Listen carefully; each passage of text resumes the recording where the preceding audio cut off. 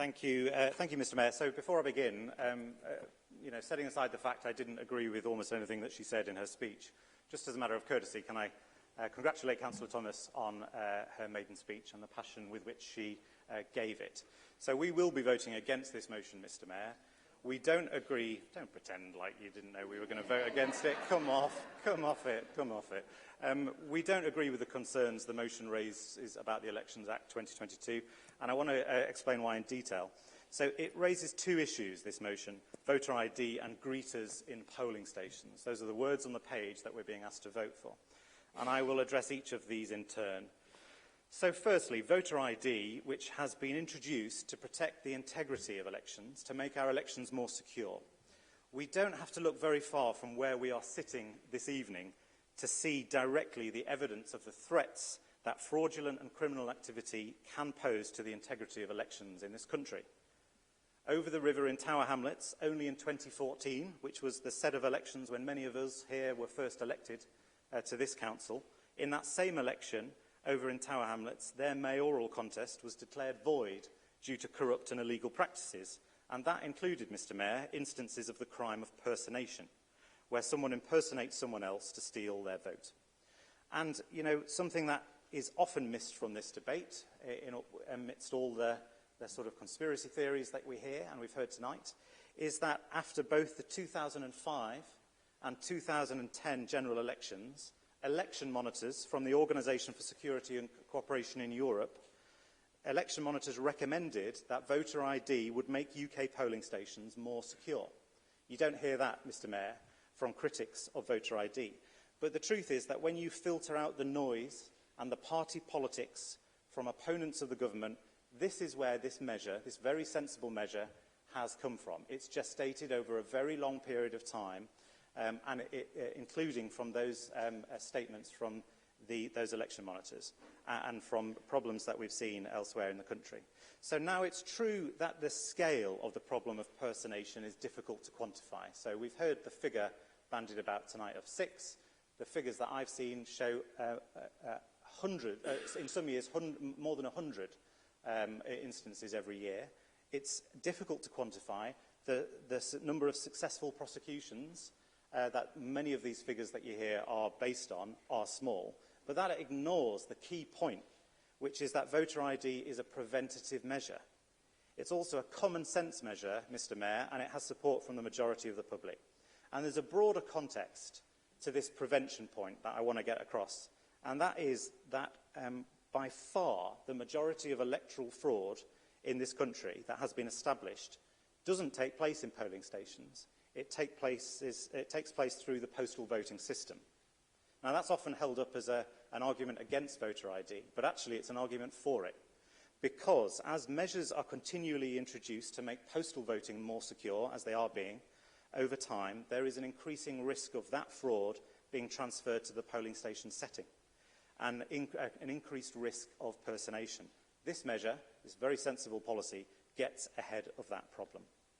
And there are already important safeguards in place to minimise the risks of groups being disadvantaged, those groups who are statistically less likely to own photo ID.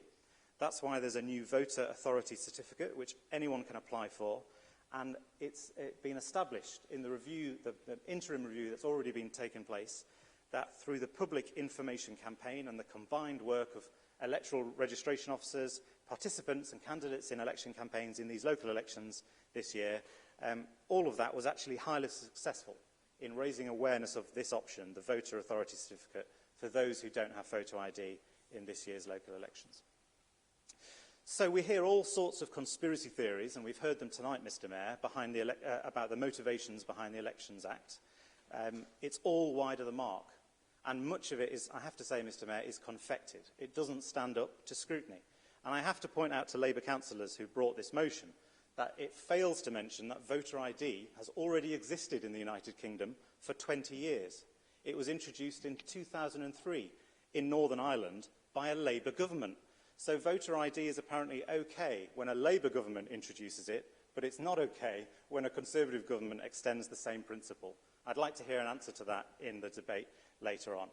The motion also fails to mention the embarrassing fact for critics of the scheme that voter ID requirements are already widely used by political parties themselves when selecting parliamentary candidates and conducting other internal elections, including the Labour Party itself. The Labour Party's NEC requires ID for any members joining a local party which is in special measures. And in many constituencies, the Labour Party insists on photo ID when members are voting in selection meetings. So again, it's okay for the Labour Party to insist on voter ID in some of those constituencies. There's plenty of examples that have been reported of constituencies in the Labour Party that do that. So it's okay for the Labour Party to use voter ID for their own internal processes, their own internal elections, but it's not okay for public elections. This doesn't add up. It doesn't bear scrutiny. It's a storm in a teacup. It's not even a storm, actually, Mr. Mayor. It's a puff of party political wind in the run-up to a general election in which it suits the Labour Party and the Liberal Democrats to try and weave some grand conspiracy over this. And, you know, Councillor Thomas, in proposing this, asked me to rise above party political differences.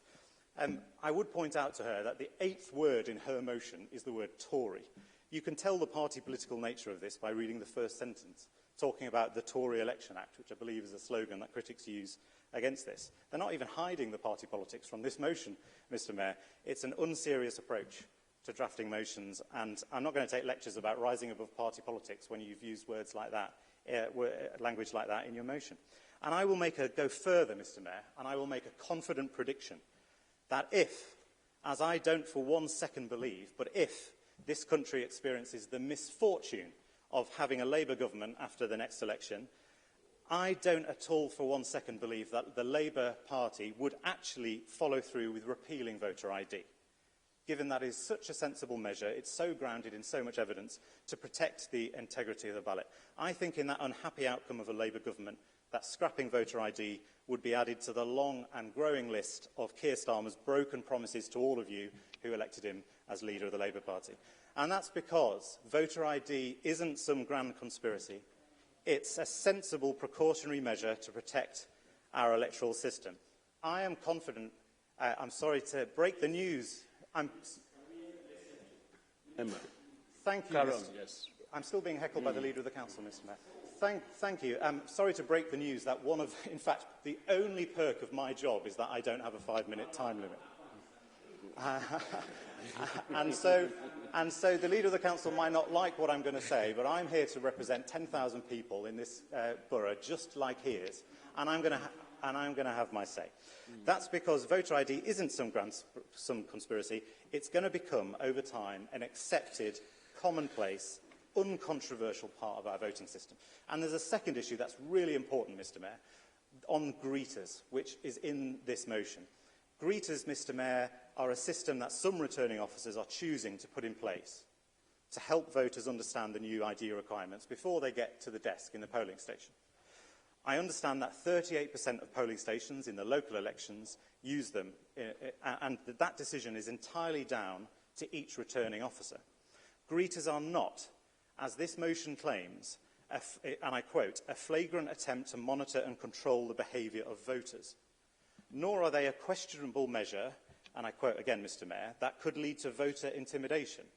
When you think about it, those are quite extraordinary claims that Labour councillors are seeking to make here about the people who organise elections in this country, the people who work in polling stations, most of whom are council officers.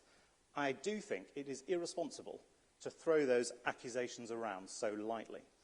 I also think it's irresponsible to put forward this aspect of the motion, Mr. Mayor, which could be seen, could be interpreted as an attempt to fetter our own returning officers' future decisions over whether or not to deploy greeters in polling stations here in Greenwich, as many other returning officers have chosen to do. Now, I know that our returning officer, the Chief Executive, would be rightly immune to any influence, intended or unintended, from this motion, Mr. Mayor, when exercising her professional judgment. But I don't think it's at all appropriate for colleagues in this council chamber to have put forward this aspect of the motion. I don't think Labour councillors, with due respect, have actually thought through the consequences of the greeters element. So on both fronts, Mr. Mayor, we think the motion is mistaken. It's mistaken on voter ID, it's mistaken on the use of greeters, and we will be voting firmly against the motion on that basis. Thank you. Thank you.